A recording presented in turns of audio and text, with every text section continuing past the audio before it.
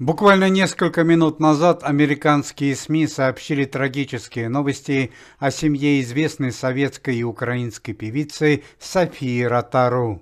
Страшное семейное горе пришло в дом Софьи Михайловны. Несколько дней назад Центральный суд Америки за особо тяжкие преступления, среди которых разбои, ограбления и человеческие жертвы, приговорил внука Софии Ротару, 29-летнего Анатолия Евдокименко, к высшей мере наказания. Первоначально печальное событие должно было произойти 1 декабря текущего года, однако сам Анатолий Евдокименко по непонятной причине попросил суд произвести приговор в более ранние сроки. Несколько дней назад в Калифорнии печально известный 29-летний Анатолий Евдокименко ушел из жизни в результате применения электрического стула. Так печально закончилась история внука Софии Ротару, который считался особо опасным преступником в период с 2021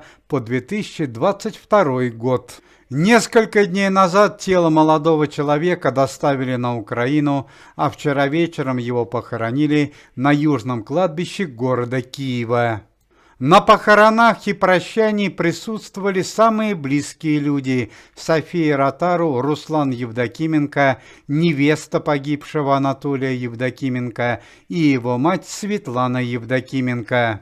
Несмотря на то страшное горе, которое принес в свою семью внук Софии Ротару, его близкие и родные не смогли сдержать слез и рыданий во время прощального момента. Если бы не трагический апрель 2022 года, жизнь Анатолия Евдокименко могла сложиться совсем иначе. Молодого человека приятной наружности часто сравнивали с Ален Делоном и прочили ему карьеру эстрадного певца или известного модельера, однако все сложилось совсем иначе. Весной 2022 года Анатолий Евдокименко, обучаясь в английском колледже, пристрастился к игромании и был отчислен из учебного заведения.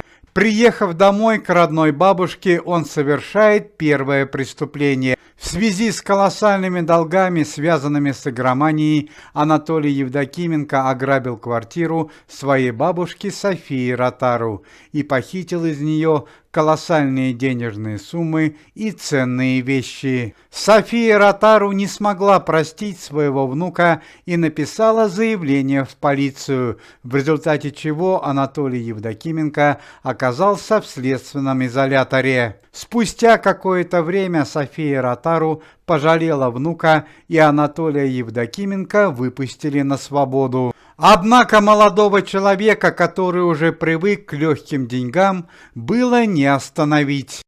В апреле и в мае 2022 года Украина содрогается от страшных преступлений. Неизвестная банда преступников совершает ряд тяжких преступлений: ограбление Центрального банка города Киева, 2 ломбардов и ювелирного салона. Все эти преступления сопровождались человеческими жертвами. Один из раненых охранников ювелирного салона смог составить фоторобот преступника, и по нему определили главаря шайки. Ими оказался Анатолий Евдокименко, который в узких кругах носил прозвище «Черный Джиппо».